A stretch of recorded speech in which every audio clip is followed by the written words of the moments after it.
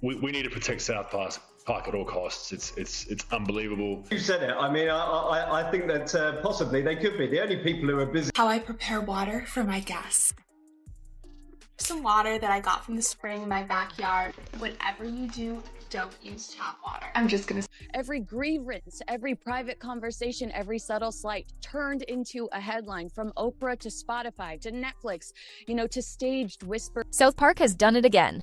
For over 25 years, Trey Parker and Matt Stone have skewered politicians, celebrities, and cultural icons with biting satire that spares no one. But this time, their targets weren't random Hollywood figures or global leaders. It was none other than Prince Harry and Meghan Markle. The couple, who left the British royal family in pursuit of freedom and privacy, suddenly found themselves immortalized as cartoon caricatures. And the result? A brutal roast that not only aired to millions, but also ignited a wildfire across the internet. From the infamous worldwide privacy tour to exaggerated portrayals of Meghan's brand obsession, South Park pulled no punches. The episode was so sharp that reports claim Meghan was left fuming, even considering legal action.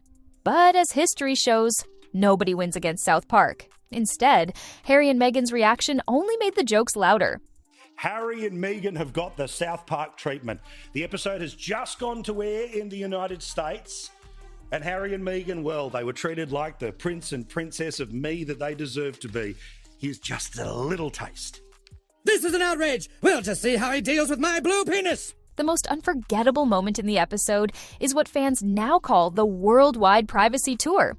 In the parody, the royal couple hops around the globe shouting, "We want privacy, leave us alone," while simultaneously shoving themselves into the spotlight. It's a direct jab at what critics see as the couple's hypocrisy, demanding privacy while doing multi-million-dollar Netflix deals, explosive interviews with Oprah, and Harry's bombshell memoir.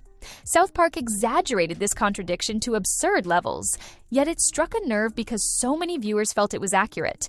The comedy worked precisely because it mirrored public perception. The chant, "We want privacy," instantly became a meme, plastered all over Twitter, TikTok, and YouTube edits. It perfectly captured the irony of being two of the most famous people in the world who insist they crave normalcy. The more they say, "leave us alone," the more they seem to step in front of cameras. What I love about it is the brand management and the sequence about brand management. Harry actually gets convinced by the South Park gang that he needs to be a bit more authentic. Have a look. If the episode was designed to ruffle feathers, it worked. Reports soon surfaced that Meghan was furious about the portrayal. Allegedly, she called her legal team furious over how South Park had lampooned her image. But here's the problem: satire is untouchable. In the United States, parody and satire are protected by law, meaning there's no legal ground to sue a cartoon. Yet Meghan's reaction, rather than silencing the laughter, only amplified it. Every headline about her planning to sue became another meme. The irony was painful. By threatening legal action, she validated South Park's entire joke about her obsession with control and image. Instead of burying the episode, Meghan's outrage made it go viral worldwide. It was the Streisand effect in action. The harder she tried to suppress it, the louder it became. In the end, Meghan's fury only cemented the roast as one of South Park's most iconic celebrity takedowns. They think, I never ask for attention. It just naturally seems to want to find me. It's a mystery. Hazawaza keeps saying that I have charisma, but I just think I'm relatable. South Park didn't just roast Meghan, it went straight for Harry, too. One of the episode's funniest yet most brutal moments comes when Harry is confronted with the truth about branding. In the parody, Harry realizes that by turning their lives into a marketable product, they've become hollow and inauthentic. This was South Park's genius way of addressing public criticism of the couple's endless deals with Netflix, Spotify, and book publishers. Instead of living a quiet, private life, Harry and Meghan have turned every chapter of their story into content. Harry's cartoon self even admits the obvious.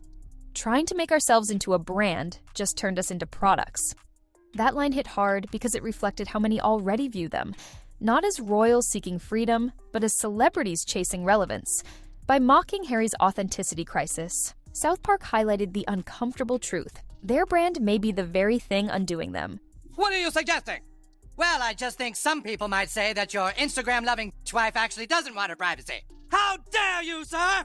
Of course, the reason we laugh is because it's true. And the reality is you can't sue a cartoon. It's satire. Gee, Meghan. Oh, I've missed you. Hi. I heard you weren't getting along with Dorit. Perhaps the sharpest satire in the episode was South Park's skewering of Meghan and Harry's obsession with brand management. In the cartoon, Meghan is depicted as hyper-focused on controlling how the world sees her, constantly chasing a polished, picture-perfect narrative.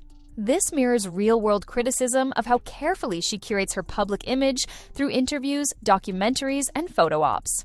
South Park exaggerated this to ridiculous levels, turning her into a caricature of a brand-obsessed influencer. But behind the absurdity was a sting of truth. Their critics argue that instead of being relatable, Meghan's every move feels calculated and rehearsed. South Park's parody wasn't just comedy, it was cultural commentary on the hollowness of over-polished celebrity branding. By poking fun at the constant PR maneuvers, the show stripped away the glamour and exposed what many see as the truth. Behind the authentic smiles lies a relentless marketing machine. Every grievance, every private conversation, every subtle slight turned into a headline, from Oprah to Spotify to Netflix, to staged whispers in People magazine. It's been non-stop. The worldwide privacy tour on South Park, it's come to life. That's what we're witnessing in this hospital room right here. When South Park takes aim, it doesn't just stop on television, it ripples through the internet like a tidal wave. Within hours of the episode airing, TikTok was flooded with clips and reenactments. Twitter turned key quotes into viral memes, and YouTube lit up with reaction videos dissecting every frame. The privacy tour chant became a trending sound on TikTok, with creators mocking the irony of wanting privacy while publishing tell-all books. Even Instagram pages dedicated to celebrity gossip jumped in, sharing stills of the parody alongside real-life photos of Harry and Meghan. The internet wasn't just laughing, it was exploding. What could have been a one-week punchline transformed into a cultural phenomenon because social media amplified it. And for Harry and Meghan, that meant the mockery wasn't confined to a 20-minute cartoon. It became a global roast, replayed millions of times, each meme keeping the spotlight exactly where they didn't want it. Why are we so mad today? Because we want our privacy. Meghan's rumored legal threats became one of the funniest side plots to the entire scandal. Fans instantly pointed out the obvious. You can't sue South Park. Satire is legally protected, especially in the US, where freedom of speech covers parody, no matter how offensive. Trey Parker and Matt Stone have faced furious celebrities before, from Tom Cruise to politicians, and none have ever won. If anything, lawsuits only make the parody worse by inspiring sequels. For Meghan and Harry, the mere suggestion of legal action fed the narrative that they take themselves too seriously. South Park thrives on outrage, and legal threats are free fuel. The harder the Sussexes push back, the sharper the jokes become. At this point, suing a cartoon isn't just pointless, it's self-destructive. Meghan may not have realized it, but in threatening South Park, she didn't just lose the battle. She handed Trey and Matt their next script. A fucking friend. Fuck that. Fucking fuckers. Fuck. And that's his first word. The episode also struck a nerve because it touched on a larger truth. Harry and Meghan's story doesn't inspire the sympathy it once did. Early on, their exit from the royal family was framed as a struggle for independence. But years later, after lucrative deals and public complaints, the narrative has shifted. South Park captured this perfectly by contrasting their supposed hardships with their lavish lifestyle in California. Viewers laughed because it's hard to empathize with millionaires crying about media coverage while living in a multi-million-dollar mansion. The satire forced people to confront the gap between their grievances and reality. Most people struggle with bills, jobs, and everyday survival. Against that backdrop, Meghan and Harry's complaints sound hollow. South Park didn't invent that criticism. It simply exaggerated it into comedy gold. And audiences worldwide laughed, not out of cruelty, but because the parody reflected what many were already thinking. We need to protect South Park at all costs. It's unbelievable. You said it. I mean, I think that possibly they could be the only people who are busier than Harry when writing his book and Meghan while doing the Netflix series are Harry and Meghan's lawyers. They have been firing off legal letters to all and sundry. I mean, everybody that anybody has had one from Harry and Meghan, and they don't like things being written about. One reason this parody landed so hard is because of South Park's reputation. Trey Parker and Matt Stone have spent decades skewering the untouchable. Politicians, celebrities, religious leaders, nobody escapes their satire.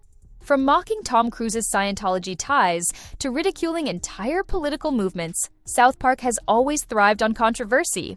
The show has outlived lawsuits, bans, and furious backlash, emerging stronger each time. For Harry and Meghan, being targeted wasn't just an insult, it was a rite of passage into the Hall of Fame of cultural punchlines. The fact that they allegedly considered suing only proved they didn't understand South Park's legacy. You don't fight it, you endure it. And if you're lucky, you laugh along. The Sussexes, however, seem unable to laugh at themselves, and that's exactly why the jokes sting harder.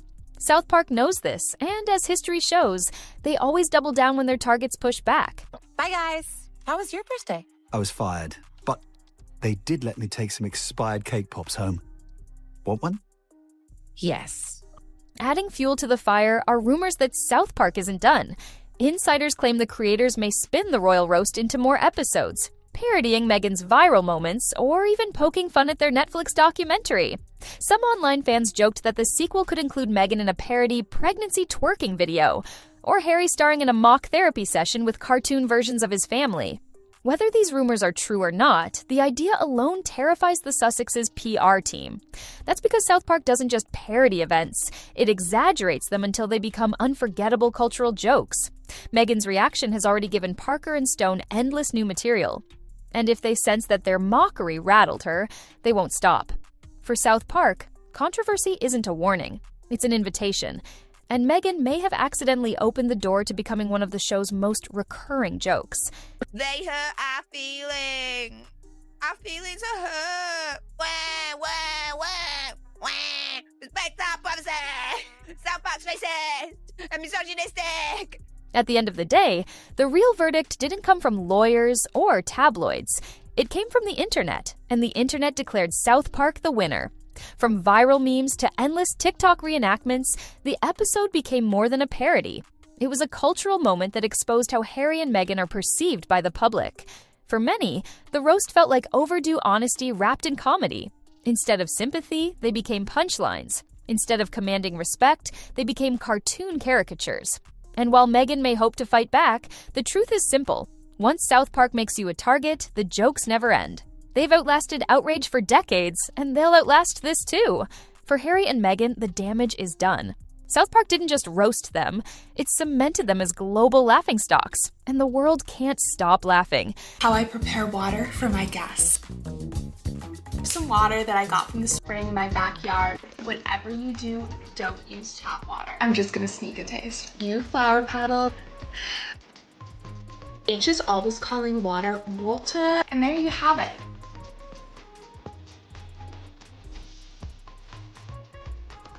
The irony is almost poetic.